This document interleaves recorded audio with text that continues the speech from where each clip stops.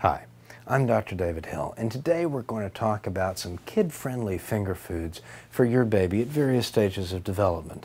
Now, up until 4 to 6 months of age, your baby's not really eating solids at all, and between 4 and 6 months of age, you're really sticking with mushy textures such as single-grain baby cereals or applesauce, things like that are made for early stage 1 developing babies. Sometime around 6 months, though, your baby's going to develop a new skill, and that's the ability to use a raking grasp to pick up a small item. A fun thing to practice with is a Cheerio or a Gerber puff, something that dissolves as soon as it contacts saliva and doesn't turn into a choking hazard. Similarly, your baby will be able to hold a biter biscuit or an arrowroot cracker, and just like those other things, these things turn into mush as soon as your baby bites into them, so you don't have to worry about choking. You do have to worry about mess, but if you've got a baby, that's nothing new to you. Now, as the baby develops the ability to pick up smaller items and to chew better and swallow better, you're going to want to be giving them some new things to try. They're going to be really excited about eating with their fingers. Here, you want to be really careful not to expose your baby to a choking risk. So after you've gotten through the biter biscuits, you can try really stewing some beans or carrots until they have a pretty soft texture. That way the baby can learn to gum them and start using their teeth and learn to swallow better and better. You can take meats after age 9 months that are stewed and soft and cut them into very, very small pieces and let the baby sort of gum those down or use what teeth they have to get them down.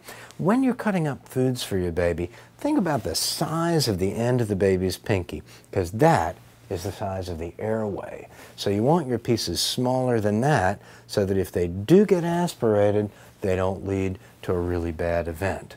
Now, as your baby gets above a year, he or she is going to get better and better at picking up things and eating them, and here is where you really want to look out for choking risks. Some things you want to avoid: whole nuts, especially peanuts, hard raisins, cubes of apple or carrot. You really want to dice those things finely, like we talked about. Celery is another one that's hard and crunchy and needs to be diced finely. Popcorn is a no-no because seeds and partially popped pieces can get trapped in the airway. Likewise, hard candies, marshmallows, and chewing gum really should be out of the question until your child is at least 3 and even older. You don't want your child to be eating on the run. Make them sit down. Have them somewhere that you can watch them in case they do choke. And don't have them eating anything that could be at all dangerous while you're driving in the car, because you may need to decide between stopping and causing an accident or your child choking in the back seat. To review, the first finger foods, starting at about age 6 to 9 months, should melt in the mouth. After that, you can introduce mushy vegetables and meats that dissolve, dicing them small. Finally, look out for common choking risks and be very careful where and how your toddler or infant is eating. Talking about finger foods for small children, I'm Dr. David Hill.